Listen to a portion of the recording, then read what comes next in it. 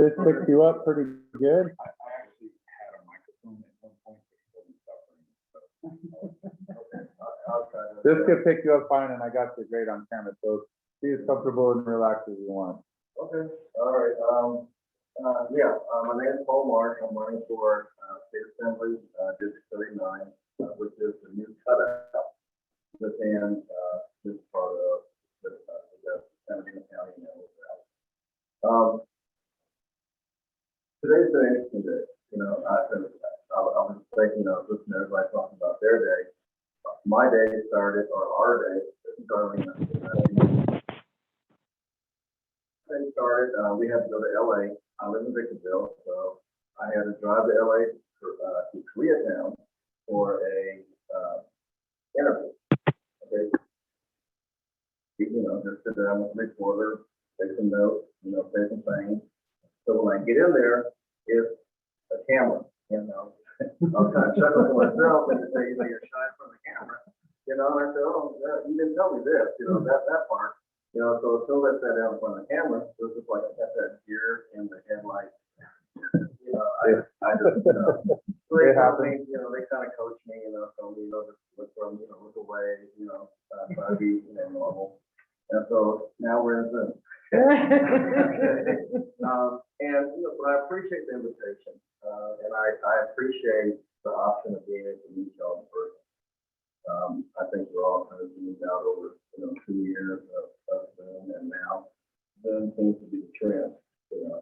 So what I wanted to do, and I also appreciate, I want to thank you for giving me the opportunity to introduce myself to the Pearblossom Rural. What I want to do is just just tell you a little bit about myself. I'm just average, everyday. I'm just an ordinary person. Politics has not been something that's been on my mind. It's not something that I strove for. I do what every responsible adult does. You vote, you stay informed. But that was kind of the extent of it. I belong to the San Diego County Central Committee, and so how I got here is I was at a Central Committee meeting. And next thing I know, I got people pulling me off to the side and, to a sidebar session, and they're saying that we need you to jump in the race. We need you to get, to get involved in the race. I said, why? Well, the person that was on the ballot at the time, the Republican on the ballot, passed away. So we had nobody on the ballot to represent the Republican Party. So I told him that, I said, okay, fine, I was thinking about it. I said, fine, I will. Went home, faced the floor, and, why, what did I do? Why did I do this? And then I told my wife, and she said the same thing. Why? But then I started thinking about why. And then I'll kind of cover that later on. But as far as commitment to this area, I came out here in 1962. So I've been a member, of the community now combined our government community, since before the split, since 1962, my dad, he was stationed at Georgia Air Force Base in Victorville, and that's where I was raised. Okay, I was adopted. I'm a Korean War orphan. I was placed in an orphanage at birth. So I was, all I know on my birth certificate is it just says healthy boy, written across in a red pencil, and that's it. So, at least I know I'm healthy. And it says, the origin was, I was born in, I keep on saying Tucson, but it's not. My wife's bad. Kimbo. I was born in Kimbo. And I was placed in the orphanage at birth. I was adopted when I was 2. And so it kind of ties into a kind of a funny story. Being Korean and Black, my adopted parents were Black. I didn't grow up speaking any Korean. I didn't have any association at that time with any Korean people. So I met a person that helping me, John Lee, Korean, and he's helping me in this way. So he introduced me to the Korean community. And, these are people that, our age, my age, anyway, and beyond. But he made a flyer for me in Korean. Okay, so we're passing it out, and I'm all happy and everything, smiling and stuff. Well, they thought that I spoke Korean because I just handed them a flyer in Korean. And then when they found out that I don't, then that kind of that, how we communicate, Luckily, John was there, So, and, kind of fast forward, we came out here in 1962. My dad was stationed in Georgia. My mom was a school teacher. So I grew up in the community. I graduated from high school. I went in the military. I came back to the high desert, to what we call the high desert, the big area. My wife, I've been married 42 years. I have 3 children, 4 grandchildren, and 1 child. My son, he was born with cerebral palsy. And so I'm saying these things, sharing this to kind to show the fact that not, a lot of times your politicians talk about things, but they haven't really experienced it. They talk about things, and they act like, or they want people, they want to give the perception that they understand, but, unless you've lived it, you're in that environment, you really don't understand. So having my son being born with cerebral palsy, my wife was given, and they knew, the doctors at the time, they detected that he was going to have some issues. He doesn't have nearly as much that they thought he would have, but they made the suggestion to her that she should consider terminating the pregnancy. And that was that was just something that we absolutely had, So yeah, as far as a lot of times people come and ask me, are you pro-life, are you pro-choice? I'm pro-life. Okay, and that's simply because I have experience. I'm not pro-life just from the philosophical standpoint of pro-life, pro-choice. Okay, I've experienced being given that option to terminate the life of myself. He's 36 years old now, doing very well. He is handicapped, he's in a wheelchair, but he's been a bundle of joy, to our family, And so I've experienced that. My wife right now, she was just diagnosed with bone cancer.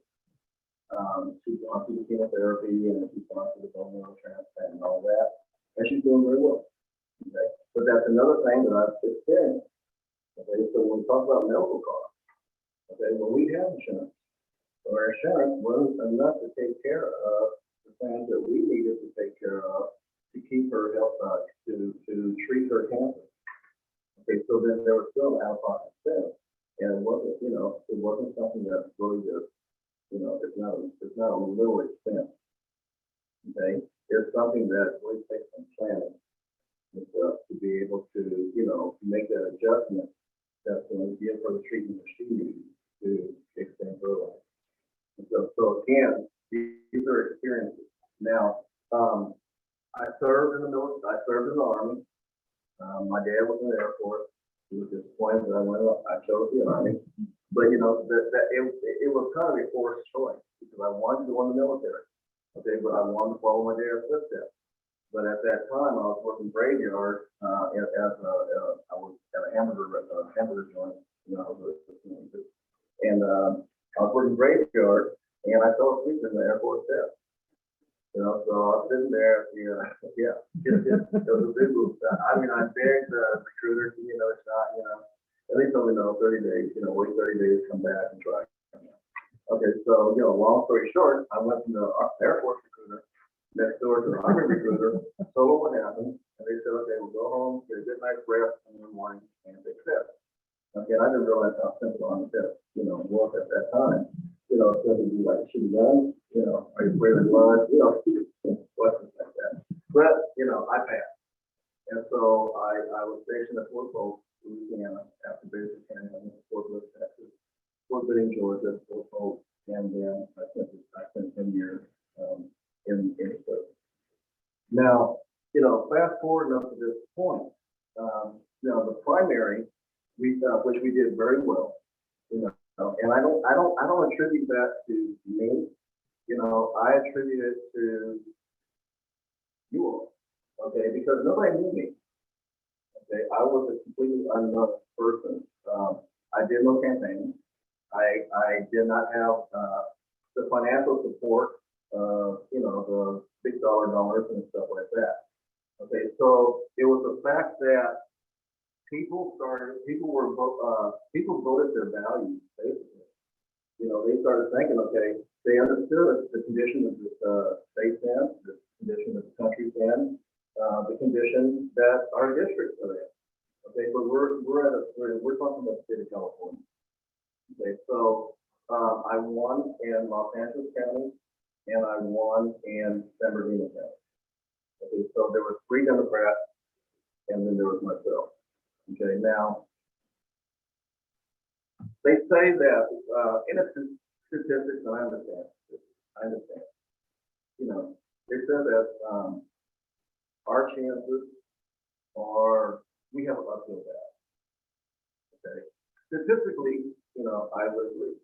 We have an uphill battle because if you take the 2 Democrats that did not make it in the primary, now you combine their vote and add it to the Democrats that made the primary.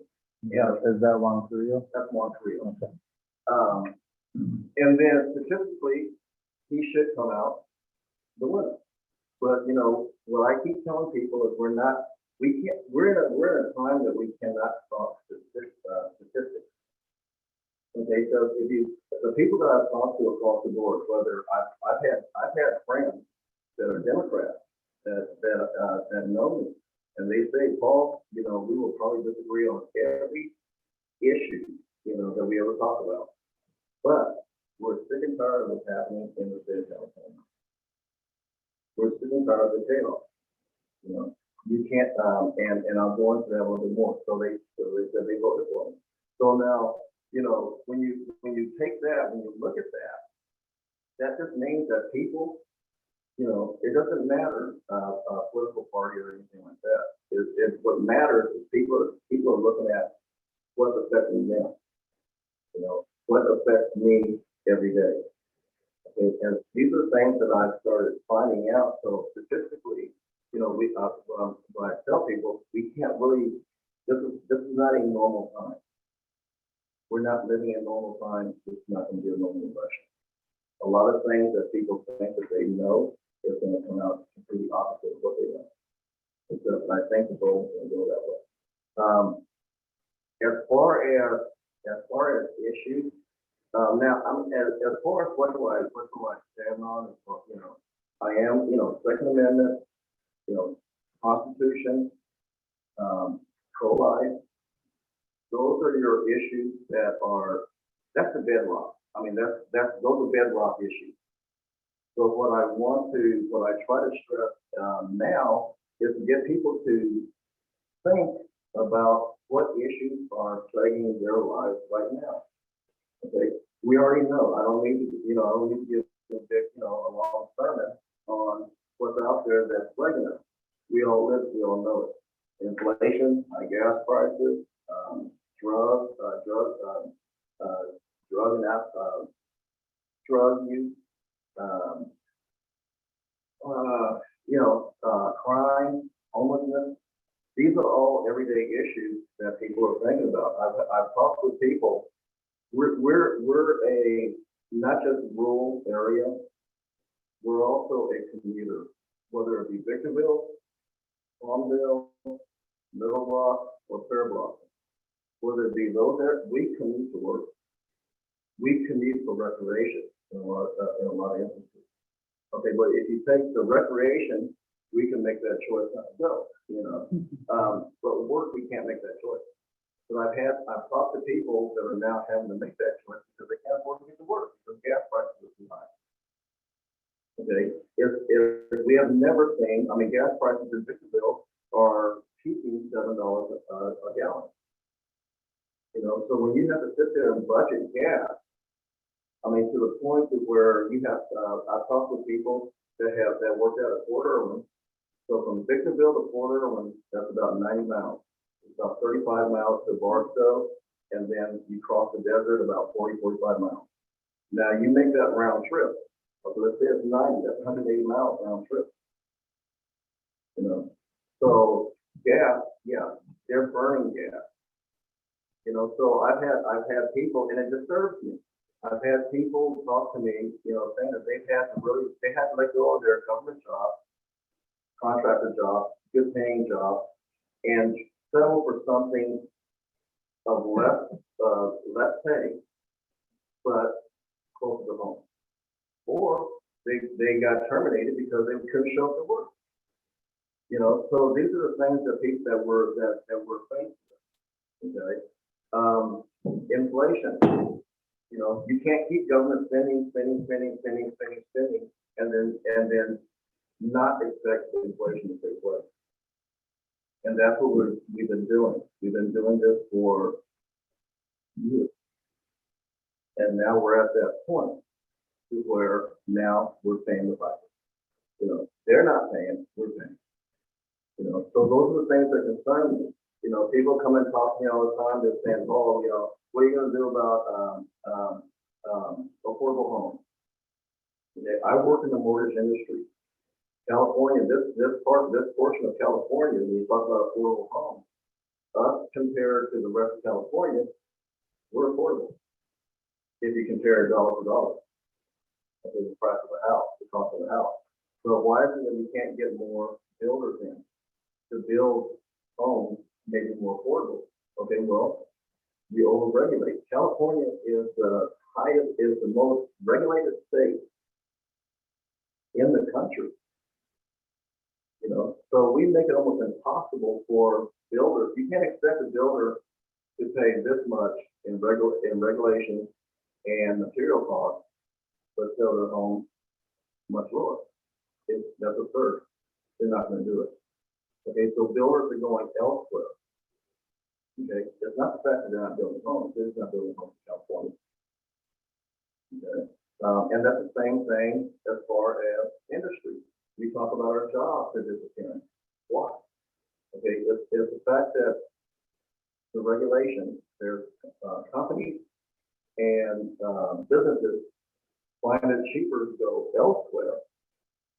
Now, I don't agree with them, you know, going cheaper elsewhere and then, you know, and then still they have their inflated prices. But they don't stay here because they're overly regulated. Okay, now, also with that, it hurts, you know, it hurts us because as they move out, you know, that's our job, you know, that's our livelihood, that's moving with us. Now, you know, that we can, you know, and not all the time can we just uproot and follow our company to Arizona or whatever, you know. So again, we are the ones that kind of get left out. Okay. So those things, when you look at homelessness, you know, these are issues that can all be solved. You know, and it baffles me. It doesn't baffle me. You know, a lot of times you're listening to politicians, and I'm not one that's going to sit there and tell anybody, well, I'm not a politician. Okay, because I'm running for office, I'm a politician. I am not a career politician. Okay, I have a career. I'm not looking for another career. I'm not looking to change careers. Okay, so what, you know, our career politicians, their sole purpose is to keep their career. They're not really thinking about that. Okay, so they don't necessarily want to solve issues. You know, they say that they're solving them, they're working towards solving them. But if you look at homelessness, you know, for me, I like to look at what is the foundation of a particular issue. A lot of people, if this is the issue, at this point, we look at that point. What I like to do is what created that issue. Let's look at what created it. Let's try to change what created it, so you solve the issue and hopefully it doesn't keep reversing. Okay, so homelessness, you know, we want to lump all the homeless into one category. Okay, but you have people that have been displaced, not because they chose to, but, you know, hardship fell on them, unexpected circumstances fell on them, and they got displaced, but they want help. Okay, then you have people that have mental illness, drug and alcohol abuse, okay, and some of those people you want help. Okay, then you have the ones that just don't want help. They're out there and they find it easier to be homeless because of all the services that they have accessible to them, but it's easier for them to be that way. Okay, so those are the categories that I look at. Excuse me. So the people, I feel that if you want to solve the issue or really work towards solving the issue, then let's take the people that are homeless that want help. Okay, let's help those people. Okay, let's help them. Now, the people that have mental illness and drug use and alcohol, okay, well, homeless is not the issue. Homeless is the result of their issue. So let's take their issue, let's work on their issue. Okay, but it takes money to do that. It's a lot easier just to say, you're homeless, okay, so I pick you up, the law enforcement picks you up for drunken disorder or for being under the influence of some type of substance. Okay, they take you to jail, leave you there for 4 hours, and then when you sober up, they cite you and they release you back off the street. Okay, well, what is that person going to do? They're going to go right back out there and look for that high again. Okay, so we need to address the issue. Okay, instead of just having the revolving door and saying that we're working on it or and we're being compassionate, you know, compassion runs in many different ways. If I was a drug addict and you put me in a rehab facility and it got me off of drugs and got my life straight, I would thank you. That to me is a level of compassion, because you saw enough in my life, enough in me to say that yes, you are a valuable person, and you just need help in this area to get you back on the the right track to be of value to yourself, your family, and the community. Okay, that to me is compassion. Okay, then you have the people that and I promise I won't be too long. You're fine, don't worry about it, you're fine. Then you have the people that don't want help. They just want to be there. Okay, right now with what's going on in the state of California, the laws that they've mandated, we cannot do any, if a person is camping out on your front yard, you can't do nothing. You can file a complaint, you can ask them to be removed, but most likely the law enforcement, especially like in Victorville or whatnot, they're not, it's not a priority to them. Why? Because they can't do nothing right now, because the anti-camping law is what the state has said, that if you don't have a facility that can bed at least give a roof and shelter to at least 50% of your homeless population, then they can camp as long as it's public property. They can camp there. Okay, well, they're not determining what is public, what is private. They're just camping. So what I would like to see, and this is what Victorville is doing. Okay, so Victorville put together, they got grant funds, and they're building a wellness center. It's going to be 190 some odd beds, something like that. Okay, but it's a wellness center. It has 4 wraparound services, so it's going to be able to help each individual in whatever area of help that they need. Okay, now it's a twofold situation, because what I always believe is that yes, I want to show compassion. I am a compassionate person. Okay, nobody deserves to be displaced like that. Okay, but it needs to be equitable, a win-win situation for everybody. If you're a business owner or you're a homeowner, you should not have to deal with the fact that you have homeless people camping out, destroying your property. Okay, so So it needs to be a win-win situation. Now, with that wellness center being developed, okay, now they can be offered, we have our Hope team, which is part of the sheriff's department. They go out and they say, okay, we can give you help in this facility. Now, if they choose not to go, because they can say, no, I don't want to participate, that's their right. Okay, but then the sheriff can say, that's fine, but you can't stay here. And if they keep moving from place to place to place to place, pretty soon, then, you know, other legal matters can kick in at that point. Okay? So those are the things that, you know, those are the driving things that really drive me. It's not so much, I mean, we hear about these one issue things all the time.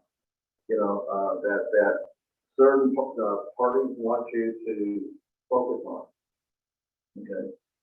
I think that, and this is, you know, in politics, I think that politicians, they purposely get up the confusion to keep us aggravated, to keep us looking at each other, you know, cockeyed and stuff. Because as long as they can distract us from those things, they can do whatever they want, you know, pretty much, you know, in Sacramento or in Washington. Okay. So what I think, I mean, when you look at it, it's really simple. Politics is really simple. Okay. If it goes back to what politics started at, we the people. And that's my firm belief. Just like if the people that got me to this point that I am, I didn't win this by myself, the primary. Nobody knew me. I didn't do anything. I talked to a few people, I shook a few hands. But I did not, you know, I didn't meet people here in Pearblossom, Little Rock, Palmdale, Lancaster. I just knew the people that were within my Victorville community. Okay. So if the people, so, you know, that I appreciate and I say thank you, but I also ask that, you know, as we vote, you know, think about what it is that's really bothering us. You know, don't think about the superficial things that politicians want you to focus on. Think about, you know, is my life really better under one party rule? Because that's what's plaguing us in California. You know, like I tell people all the time, one person cannot do anything with that community. I'm not that person that's going to proclaim that I can go up there and I'm going to change Sacramento and I'm going to do this, I'm going to do that. That's a lie. Okay? What I can say and promise is that I'm going to fight for the right reasons, fight for the right things. Okay, and then include also the people within this district. Because it's your voice that I'm supposed to be carrying up there. Okay, so if it's something that you like or dislike, you're supposed to be able to tell me, and then I'm supposed to be able to represent that in Sacramento. And that's what I want to do. Okay, that's what I want to do. That's what I'm asking, you know, for the people to vote for me to do. Okay. When we get, so that's the, of all the things that I kind of talked about and all the things that we live on a day-to-day basis, when we get to the foundation of all of that, why is all this happening? You know, why is it that our governor, Gavin Newsom, you know, is mandating that within, you know, in 2035, there will be no more gas, brand new gas vehicles sold in California. We're going to all electric, but yet we don't have the infrastructure. We're putting the cart before the horse. We don't have the infrastructure for that. I mean, even what we have right now, you know, they're asking people to not charge their cars on a certain day because, you know, you're overloading the grid. So we don't have the infrastructure. Okay. So instead of thinking about those type of things, you know, think about it, what is really bothering us? You know, what is actually plaguing us? What's holding us back? And then think about what is the solution? Because right now, as long as we're under one party rule, okay, as long as one party has a super majority up there, it doesn't matter what we want. It doesn't matter. Republicans, when we had the gas hike, okay, when they first started, Republicans in Sacramento they said, okay, a temporary fix, you know, a temporary relief, okay, would be to suspend the gas tax at the pump for a while, you know, give taxpayers, you know, a break at the pump. Okay, well, that wasn't popular. Okay, so that didn't go anywhere. Why? Because one party ruled, they said no.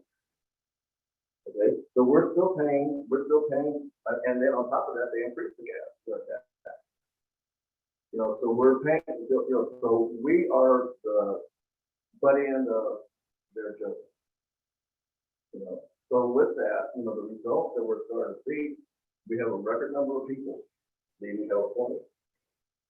Along with that, we have, you know, record number of business leaving California. Okay, the trickle-down effect of that is we have more and more people that are out of work. You know, they can't get jobs. We have the highest, we have this is San Bernardino County. I'm not sure about LA County, but in San Bernardino County, the sheriff, they did a bulletin. There's a 56% increase in fentanyl overdose.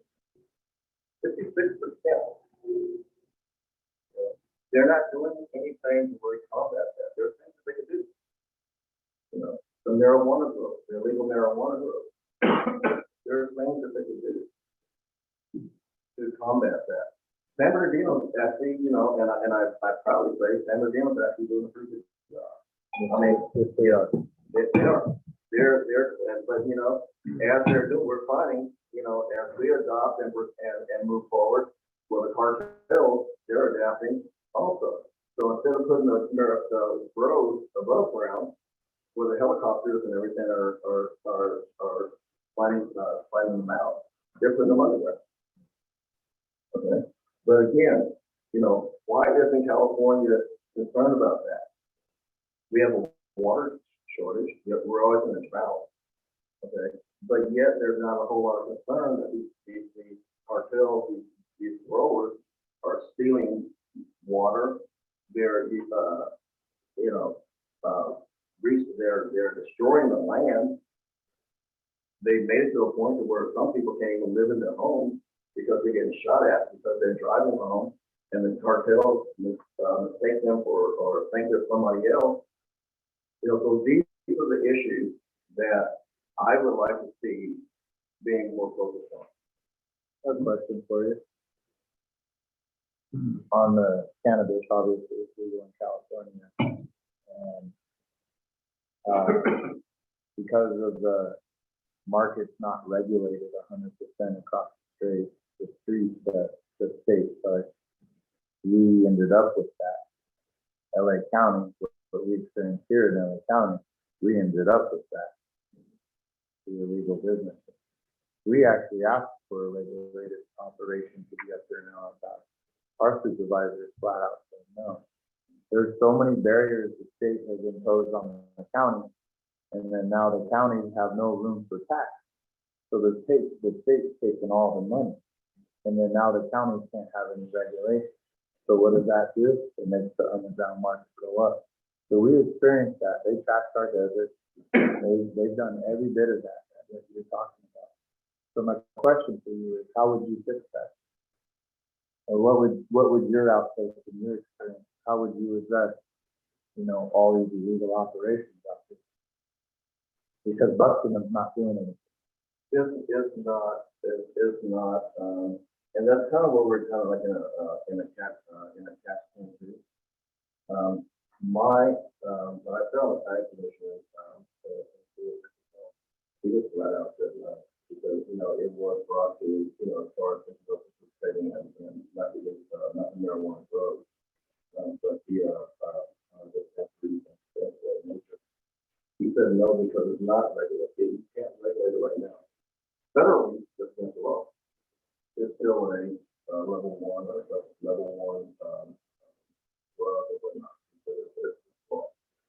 Okay.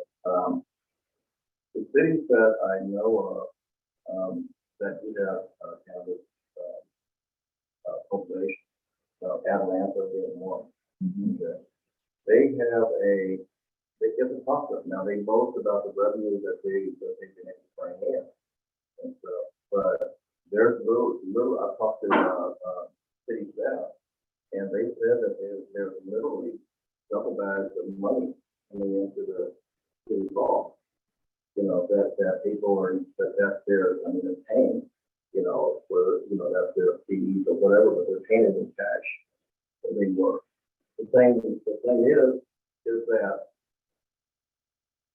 for, my thought process is, you know, it wasn't thought out. You know, we should have looked at the examples of like Colorado. It took them years, and they're still backtracking on some of the things that they allowed in the beginning. We just said, you know, again, it's a popular thing for people. I mean, cannabis. You know, I don't frown on a person that they talk about cannabis, whatnot. But I just think that, you know, we kind of jumped the gun on that. Because we're not in a position to where we can regulate it. We can't, banks can't accept cannabis, money. So what does that do? It sets up laundry. Okay, you have places in Atlanta that I know of, okay, that have been, set up just to filter money, the cannabis money. So they can't put it into a bank. Okay, but what does that do? That opens the door for illegal operation. Yeah. So, you know, I think there's something we jumped the gun on. Now, what can we do right now? You know, me, if I had just the ultimate say so, I would say, grab the, you know, that initiative and sit down and bring it back. It's gonna bring it back, then bring it back the right way. You know, to where everything is thought out, everything is set in place. It's not just an open door, get some land, go from these, and have at it. You know, so that's, I mean, personally, that's what I would do. And the thing is that when you talk about cannabis, and whenever you get something that's not regulated and you have illegal activity that's involved in it, okay, look at what I look at is the evolution of marijuana. Yes, when we were growing up, it was a plant, you know, I mean, basically, you were smoking. Okay, but now you have marijuana that's been laced with fentanyl. You have marijuana that's been laced with other type of additives to make it stronger, make it more potent. Okay, it's just like the tobacco industry. I smoke cigarettes. You know, I wish my parents, when they first taught me when I was 12 years old, you know, it was an easy to pack of cigarettes, get sick, and not work anymore. Okay. You know, but I smoke, you know, but the tobacco industry knew that tobacco alone wasn't going to have a lifetime client, you know, make you a lifetime customer. Okay, so they put the additives in there. Okay, so they're being sued and all that stuff now, or they have that. So I just said, I think the same way with the drug, you know, with marijuana. And what disturbs me, if it was just marijuana we were talking about, then I would maybe, you know, I might have just a different, you know, opinion, personal opinion. But it's not just marijuana. When we talk about drug use, you know, we have people in Sacramento right now that are entertaining the idea of legalizing other types of drugs. You know, whenever you can go and you have safe zones to use heroin, that's stupid to me. You're not solving the issue. We're not solving the issue. We're creating a much bigger issue that's going to come back to bite us years to come. You know, we're setting up these needle exchanges, you know. So that's the thing that if it was just marijuana and that was it, and there was honest, legitimate discussion on how to regulate it, and it was consistent across the board, you know, then I would say, you know, I would have probably different thought process on it. But you know, I have young grandchildren, you know, as part of the all do. okay, or young children. Okay, but when if you look at some of these, like Colorado, they had to backtrack and outlaw some of these, edibles. Okay, why? Because they were making them, they were making them to look like candy, like gummy bears and stuff like that. What does that attract? That attracts our children. Okay, so these people are thinking ahead too. What they're thinking about is they're trying to get generational clientele. Okay, so what's the best way to get that generational clientele? Get them while they're young. Look at fentanyl. Now that's a killing people. But cartels are making fentanyl that look like sweet parts. They look like little candy sweet parts. And it's fentanyl. And it's showing up, and it's starting to show up in some of our schools. If law enforcement and doctors are saying that if a pinhead can kill an adult, if a child gets thinks to a sweet part, eats the whole thing, perhaps that's out. So that's what bugs me about, that's what bothers me about when you talk about any type of drug or consumption. We're not just talking about a plant anymore that is what everybody else thinks they tell me there's the plant that is natural. We're not talking about that anymore. It's no longer that plant. So, and then also we're not talking about the as far as regulations, something that can't be regulated, it can't be regulated right now. And the thing is that until we can get rid of the cartels, okay, so whether it be the Chinese, whatever cartels, people that are illegally, illegally, okay, it's not going to be, there is no regulation because they're not going to abide by the regulation. We have people right now that are trying to do it the right way. Yes, I understand that. Okay, and they can't because they got people that because money. Yeah, you got people that are doing it illegally.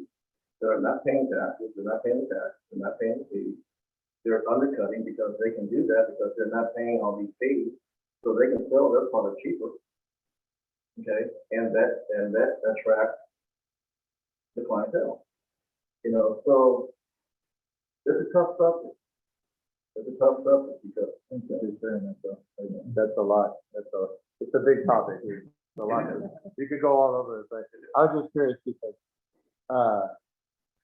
the majority of this area here, all but one town council, all has voted yes. Every community except for I believe it's 3 points, but not me, but even Acton, they all voted yes to recreation. So none of these people have access to anything. They can only grow their own stuff. They're forced to drive to LA or they're forced to buy some underground market. So I guess what I was asking, if you have to start over, I could say that California food bars, the whole entire thing. We want it, but they didn't really understand on how to get it. So taking a step back, I think is okay. Not necessarily taking away what the people voted for, but coming up with a real regulation. So I personally feel, I know a lot of people do, I can't speak for who's at the table, but we prefer a regulated market because we've experienced the black market. It's destroyed our desert. It's ruined many, because when you have the black market, all those other things come in. You can't control what they're putting on the cannabis. You can't do any of that. So there's our regulated markets that we are seeing that are working, but they're just not here in your area that you're running for. And that's the same thing with and we've asked our supervisors, and many times we had underground shops, those were all we used. They put a bad taste in everybody's mouth. So yes, our framework was excited. And I agree with you with our electric. I'm pro-electric. I think the electric car is going to smash on any gas car. We already know that. But we don't have the battery technology yet. We're getting there. But we don't have the infrastructure, which is the most important thing to charge all that. So if our state's going to be going to that direction, would you support I'm sorry to be asking questions right now. No, that's fine. Would you support, you know, building that infrastructure up? Because that's, I mean, we're gonna need it. If people believe gas or whatever is not, you know, like, how would you convince, or how would you work along with, you know, meeting this goal? Say the majority of Sacramento said, this is our goal, we want batteries, right? How would you assist in making that happen faster? And maybe what you're talking about, you know, not, you know, getting so far ahead of ourselves. How would you help them set up that infrastructure plan? Because obviously that's going to be a question at the table if you get up there. And how would you deal with that? I would support it. I am in support of that. But again, for me, it would be a twofold situation, because not only would California have to set up the infrastructure themselves as far as charging stations, you know, but also getting the manufacturer, working with the manufacturer to make sure that they can start bringing the cost of these things down now. You know, develop where costs can be a lot lower, because, I mean, not everybody has $64,000 to buy, and, you know, the least expensive electric vehicle. And then on top of that, not everybody has $13,000 to pay that. You know, and some of them are even more, as far as battery replacement. I worked in the car business. I was sales manager for a Chevrolet dealership in Victorville, 13 years. And when the vote came out, you know, it was a nice process. But I mean, it was really, everybody came and told us, you know, it always broke down. It cost too much to repair. Okay. So I would be in support, but I would want to start putting in place right now, since we're talking about in the future, mandating, you know, this, before we start working with the manufacturers, as far as developing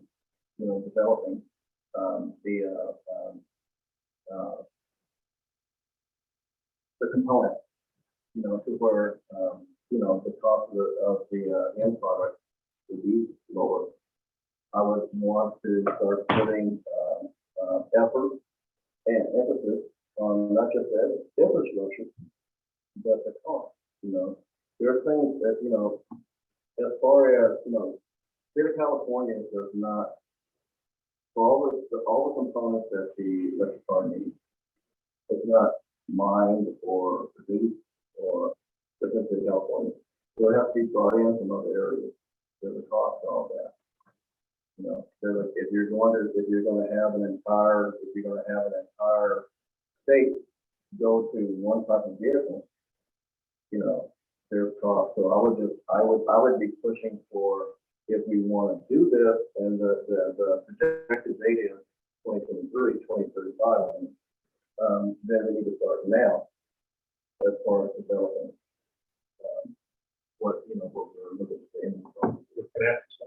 at in the vein of we're talking about the grid here, doing all this improvement.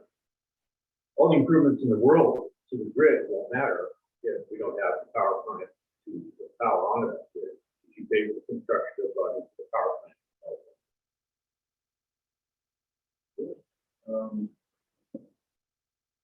Yes. And you're right. You're right, because I mean, when you look at California, and it's not really a joke. I'm not kind of talking about it with my wife and stuff. You know, we have so many outages right now, and it's not due to electric vehicles.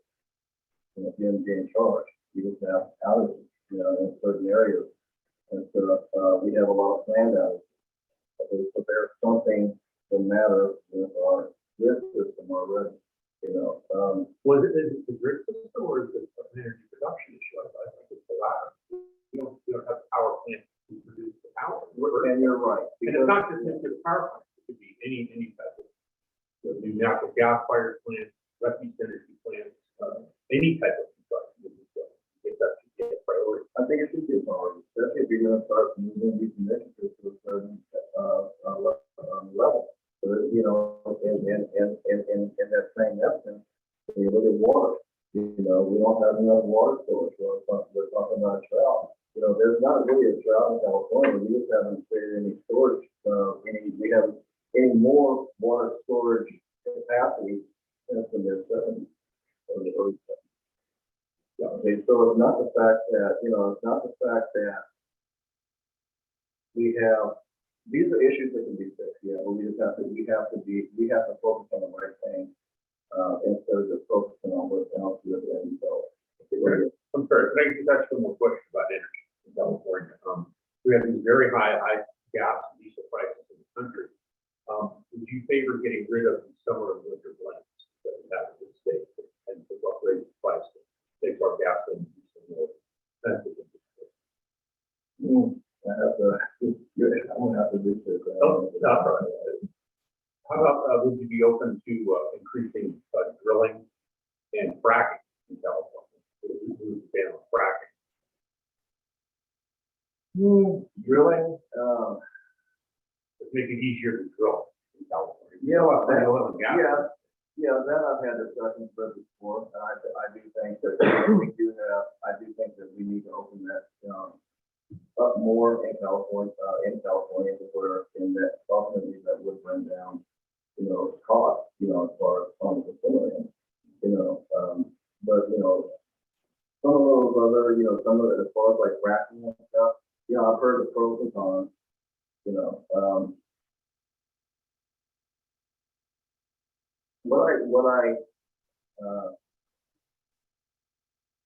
that's something that I have to, you know, research more. Okay, thank you. I mean, I would love to be able to say that, you know, I want to have answers and all that stuff, but there's some things that, you know, I know that like with the fracking, my wife's family, they own land and then business, and their some of their land, well, this portion of their land had oil, this portion didn't, or something else. But there was a big argument and stuff because Chevron came in, they wanted to lease some of their land, and their land that had the oil, and set up into rigs, and so this is and so, well, her father was against it. He wanted his land to stay where it was. Okay, so what they were doing is they were trying, the argument was, I think, and all the animosity that was created was because they got somebody else to say, okay, to their land that had no oil, but they drill and they come up underneath, you know, and then, you know, so, you know, there's a loophole to everything, and I think that's what's kind of bugs me. You know, if we didn't have to deal so much with the loopholes and consider those, then, you know, there would be more, you know, yes or no answers. So I apologize, not to move the answer. Is there anything more that you wanted to say yourself before we ask more questions? Because we kind of wanted to do it. Yeah, Oh, I yeah, no, apologize. No, that's fine. No, that's fine. Because I mean, typically, I'm like I said, I'm just, you know, I like to exchange. All the meetings that I've had, you know, I say something, somebody else does something, I go back to what I said once I forgot. You know, and then, you know, so this is fine. You know, whatever is more, this is fine. Can we go back to basic? Well, so what is District 39 in the New area? And having not all it for the election here. I just got my voter campus. So what District 39, what other candidates are there besides Conservative? Is it Just to do it. Yeah, yeah, now we're in the general election. There were 4 of us in the primary, and now down to 2 of us. And just a little bit, you know, about District 39. I mean, you look at District 39 was a very gerrymandered district. What they did is, it used to be District 33, which was the Nickel, and then I believe this area was District 34. So you had Tom Lackey, and you had Thurston Smith, in first third. Now you have Tom Lackey and Thurston running against each other in 34th, and me and Juan Creel in 39th. And the way when you look at they always say that when you draw the district line, they're supposed to connect and they're supposed to be even, and they're supposed to flow. So when you look at District 39 and when you map it out, I mean, it's all over the place. There's really good lines. It took me a while to understand it. I mean, really explained it to me as to how the lines were, where the boundaries were, especially for this. But yeah. Can you explain obviously it covers Pearblossom and Little Rock portions of Palmdale. The east part of Palmdale, the east and a little percentage of the west part of Lancaster, and then there's Lake Los Angeles. Obviously, Sun City, there's Sun City, and I would say Sun City, but yeah, Sun Village, and then there's El Mirage, and then half of Victorville, which is the south half of Victorville. All of that is and part of half of Victorville. And it doesn't cover Sealand or Menlo. No. Yeah. So that's what's so weird. Yeah. District 34 wraps around the district. So it kind of gives a little, so basically like the 5 population, it gives this chunk of Victorville and like this chunk of the very next of Navajo Valley populated area. Mainly what they were looking at when they gerrymandered the district, they were looking at the east part of Palmdale as their delivering district. Because the east part of Palmdale is their is predominantly they have much higher percentage of population. So that was their delivering ticket to deliver the race to Juan Creel. Yeah, but since being there, and like I said, statistically it makes sense. It doesn't make sense. I mean, but statistically I could see, how they arrived, to that statistically. But the people I talked to in East Palmdale, I mean, they don't like Juan Creel. So he's not, to me, he's not a popular candidate. Well, and me, I'm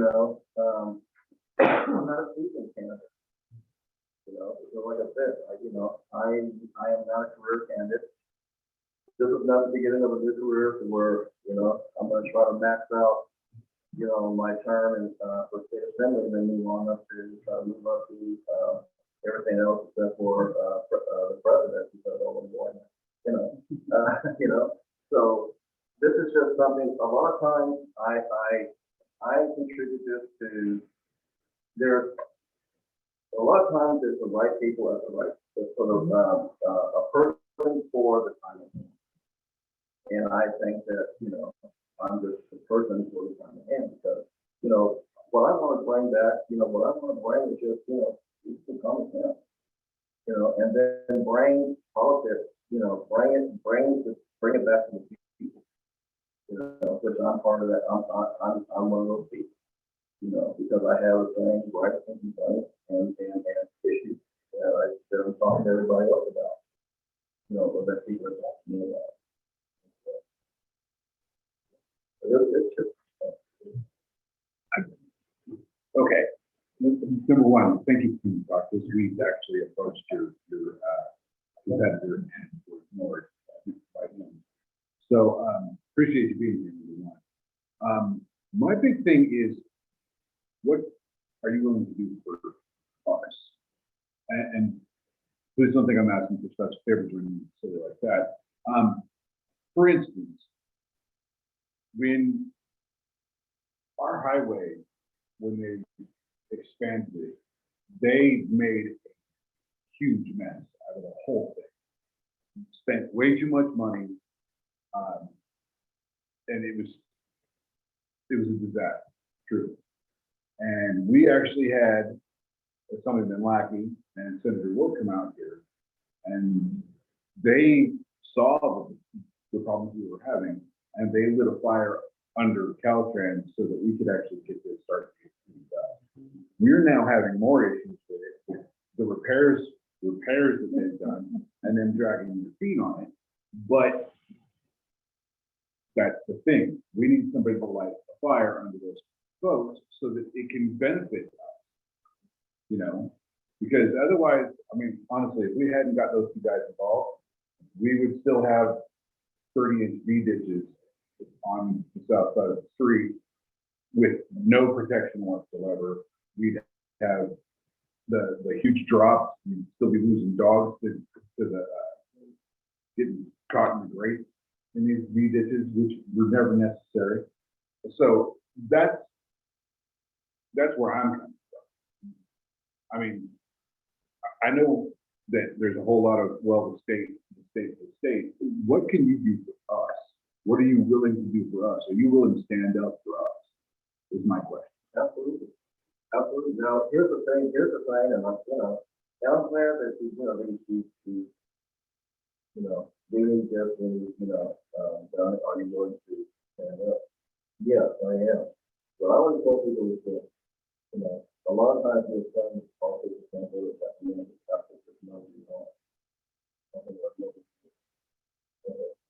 we need people to tell us what do that.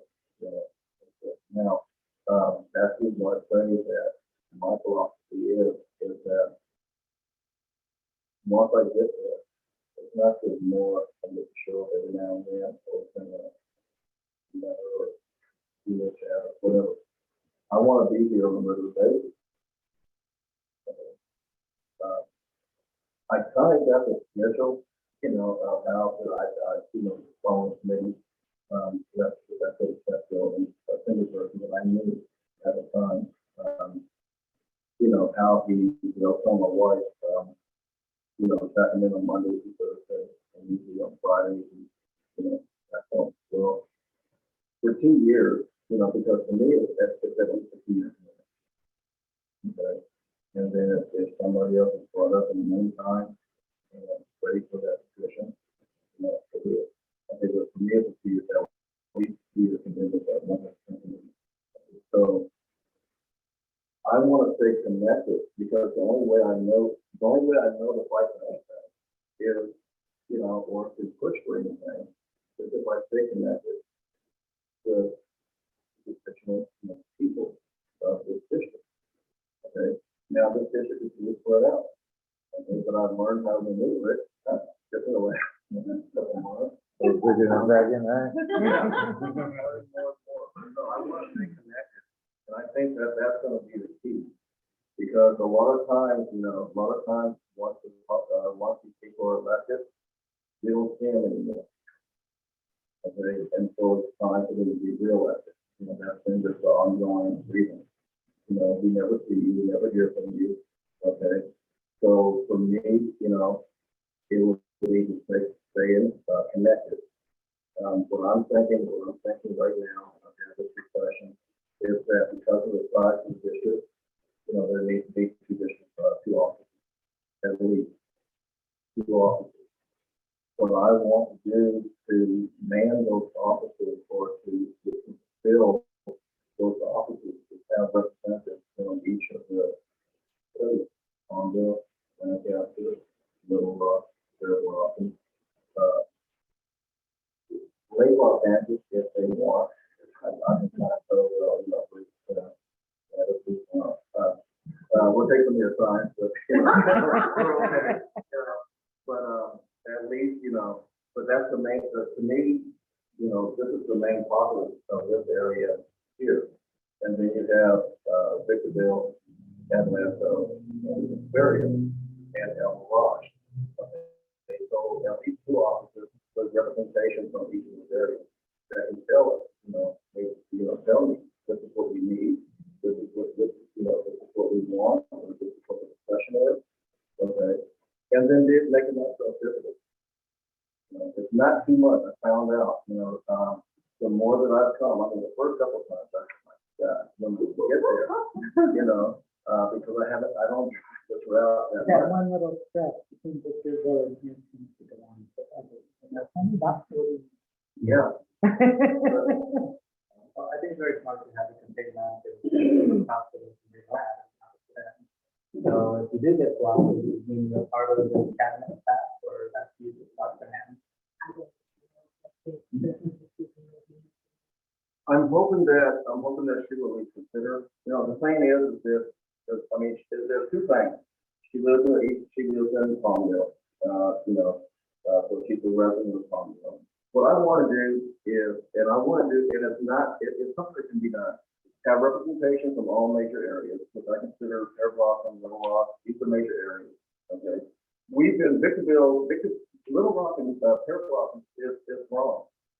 Victorville, we used to be a small bedroom community, okay? You know, George Air Force Base, okay? The outlook for Victorville was it was going to stay a retirement area because you had George, you had the Marine Depot, in Barstow, so it was going to be there, you know, a retirement area. They never considered it to be a population size in the city of Victorville of 132,000 people. You know, and growing, okay? So again, the planning wasn't there. So now we're trying to raise and, you know, and reconstruct, and the infrastructure wasn't set up for that because we didn't see it. Okay, so I want to stay connected to people that have that future perception as well as the present perception. You know, okay, this is how we're growing, this is what we need. This is what we need fixed. Okay, so that I can promise people, you know, that I will take those issues and try to put, light fire where those issues can get some attention. Okay, I can promise that, you know. I'm not going to ever swear, stand up in front of people and tell you that I am the most knowledgeable politician. I'm not. Okay. But academics, I tell people, academics can be taught. When I get to Sacramento, I'll learn how to approach the podium and the speaker or whoever and say, that say something, whatever. Whatever their process is, I can learn that. I can learn about the different laws, different, procedures and policy and all that. Okay. But the one thing you can't teach people is the heart. You can't give that to the person that's supposed to look at already. And that's what I have. Because I know that there's issues that need to be addressed. Just driving down here. I know the infrastructure. Okay? I'm comfortable with their law. But I decided, okay, I'm going to be adventurous and I'm going to take the back route. And I said, my goodness, there's enough. I mean, if you get stuck out there, you're stuck. There's not even any, cell phones don't work everywhere. They don't even have any call boxes out there where you can call for help if your cell phone's not working. There are no gas stations anywhere. There's nothing. But that's the main thoroughfare. That's the main travel route for a lot of people between Victorville and where they go to Edwards or wherever, and to Lancaster. So yeah, I will, I never will get to the point to where I think that I don't need to hear from. I appreciate that. I think we all appreciate that. Mr. Lackey really stepped up and opened a couple of doors, and we were all able to work. We were really able to work together to really sit at the table with Caltrans leadership and deliver the real message of what's happening up here on the ground. Because what Caltrans leadership sees to their field guys, down to the workers, down to the contractors. That's like 4 or 5 layers of this work is. And there's a big disconnect. So one thing that we all learned with Caltrans is they don't have an elected representative to control them. They are their own powerful entity with no elected representation. So something I've talked with other people, I don't think I've talked with everybody, but, you know, would you support making sure that, you know, such a powerful entity as Caltrans can be checked by the public? Because right now it can't. Yeah. And we got extremely lucky. We had a good senator, we had a good assemblyman, we happened to be at the right meeting. Mr. John took over at District 7, was really concerned what was happening. And then also because of all of our homework and our delivery, we got Caltrans to admit that they did an F. Not to mention 10 people have died in the last 3 years. 10. Just right here in this 1.5 mile section. That doesn't even include what. That's not counting before. Yeah, that's since construction.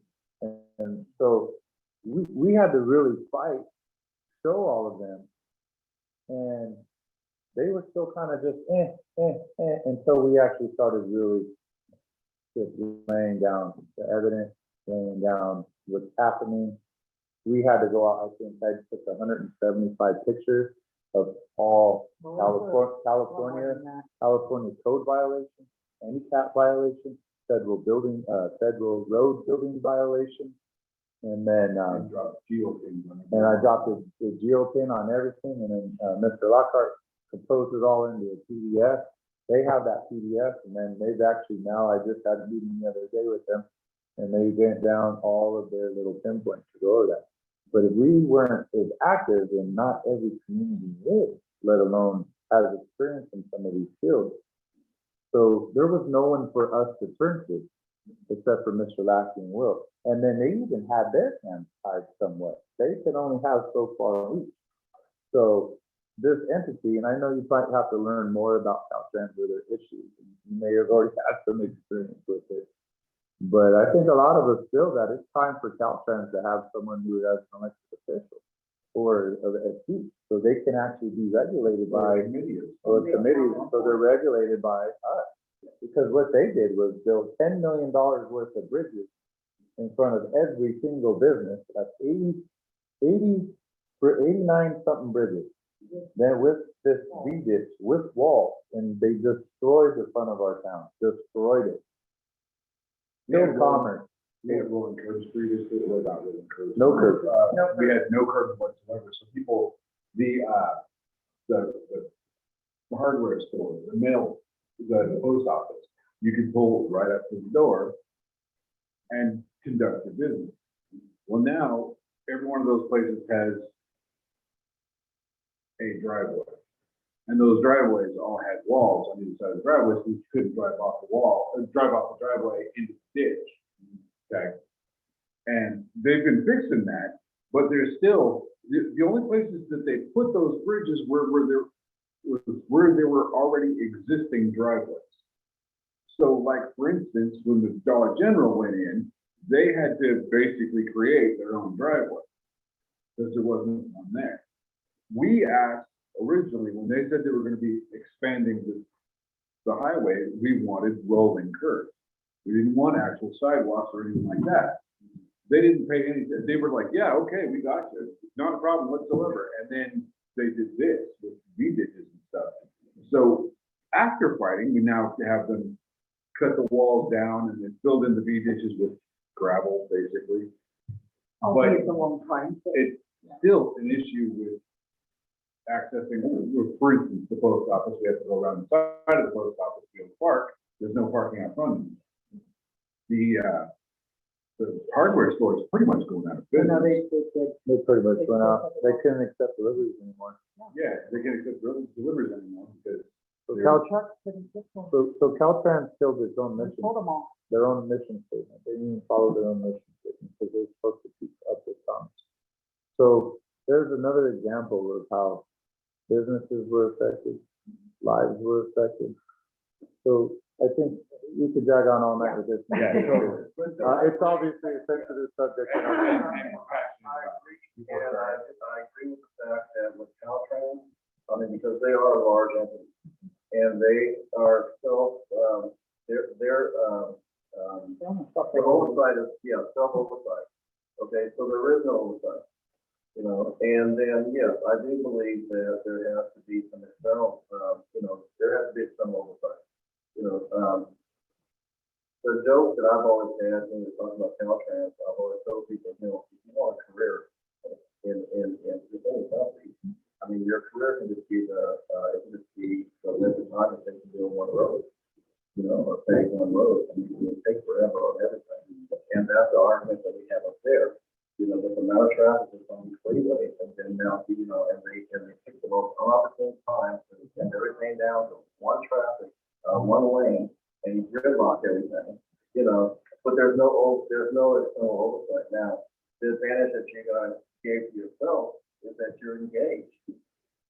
You're engaged, you address the problem, you stuck with the issue, you stuck with the problem, and you stuck it out until they gave them a solution.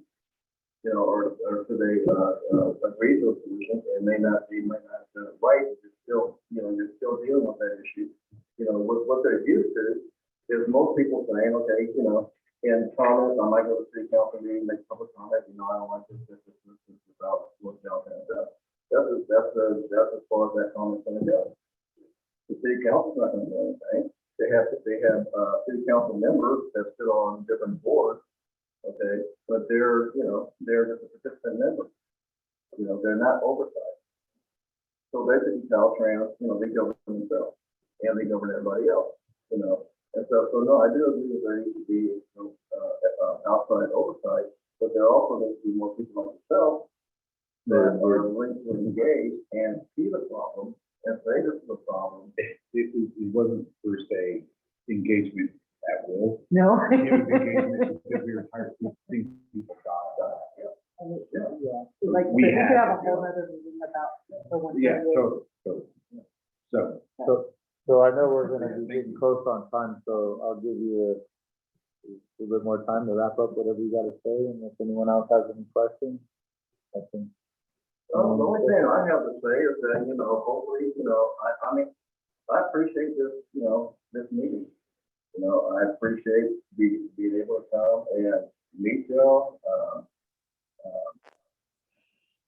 I have, I don't, there's no pictures. I don't have any pictures. Everybody else, we're probably gonna give you a 30-minute, 30 second elevator pitch. I don't have one. You're a really fast elevator. My mind, my brain doesn't think that, but no, I just appreciate, the opportunity, to be able to come out and, to talk, and, to meet everybody. And, that's it, November 4th, no, not November 4th, November the 8th. The only thing that I ask is that we go to whether it's the ballot box or, we open up the mail in California mail out.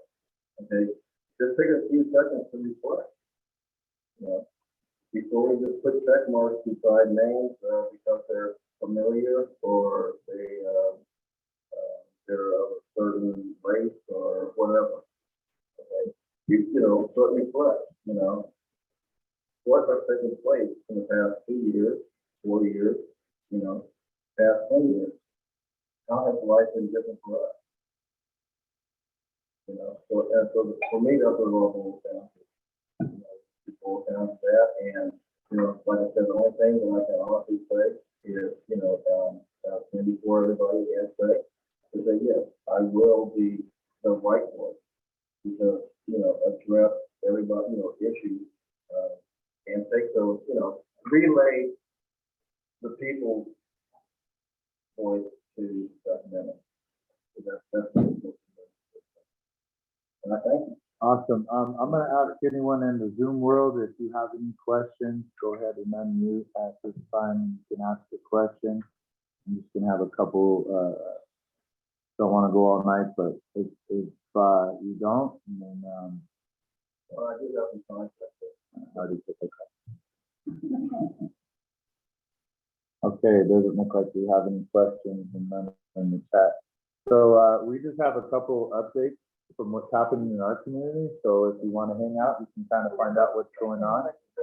But before I go into updates, I'm gonna, do we have anyone from Parks and Recreation in the Zoom world who might